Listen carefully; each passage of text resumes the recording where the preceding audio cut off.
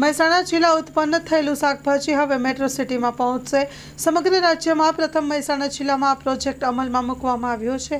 જિલ્લામાં ઉત્પન્ન થતી ખેત પેદાશોને યોગ્ય ભાવ અને બજાર મળી રહે તે માટે મહેસાણા જિલ્લા વહીવટીતંત્ર અને રેલવેના સંયુક્ત ઉપક્રમે કાર્યરત થનારા પ્રોજેક્ટને રાજ્ય સરકારે લીલી ઝંડી આપી દીધી છે. સ્ટોરી રિપોર્ટ બાય મયુર પંડ્યા, મહેસાણા. જ્યારે આપણે પહેલાં શરૂઆત કરી હતી મહેસાણામાં અમારા જો એપીએમસીઝ છે તો બધી એપીએમસીઝ સ્ટ્રોંગ છે, ઇન્ડિપેન્ડન્ટ છે અને ખૂબ સારી કામગીરી એની ઓલરેડી ચાલી રહી છે. અને એપીએમસીના જો પ્રોડ્યુસ છે તો એ દેશના દરેક કોનામાં જાય છે.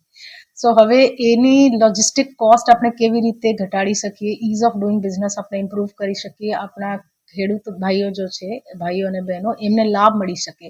તો એના માટે વેસ્ટર્ન રેલવે સાથે અમે સંકલનમાં કામગીરી કરી રહ્યા છીએ.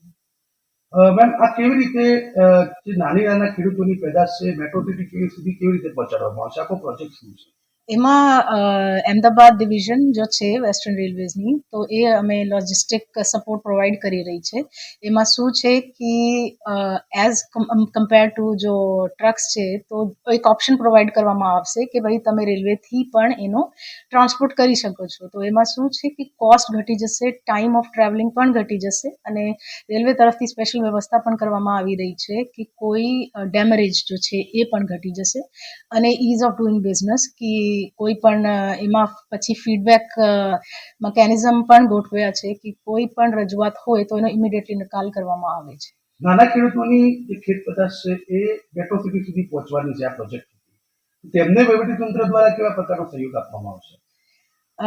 હવે એમાં શું છે કે this is more of a pilot project. તો હવે આ પાયલટ જ્યારે મારા સક્સેસફુલ થશે સો એના પછી જો મારી લર્નિંગ્સ છે આ પ્રોજેક્ટ થકી, તો એના મુજબ અમે બધી આગળની પ્લાનિંગ કરીશું. અને એપીએમસીમાં જો ખેડૂત ભાઈની પ્રોડક્શન છે ઘર બેઠા એ જો પરમિશન્સ છે તો એમાં એઝ આ મેન્શન કે જો વેસ્ટર્ન રેલવેઝની અમદાવાદ ડિવિઝન છે એ બધી ફોર્મેલિટી એમાં પૂરી કરી રહી છે અને એમાં નોટિફિકેશન બહાર પાડવામાં આવશે. તો એ નોટિફિકેશન આવી ગયું છે અને પછી હવે 3 થી 4 દિવસ વચ્ચે વી આર એક્સપેક્ટિંગ કે આપણો પ્રોજેક્ટ જો છે સક્સેસફુલ થઈ જશે. અને આ પ્રોજેક્ટ ક્યાંથી રદ થવાનો છે? હવે ઊંઝા એપીએમસીના જો પ્રોડ્યુસ છે એ ડબલ સ્ટેક ઉપર ચાલીને અને એ મુન્દ્રા પોર્ટ સુધી જશે.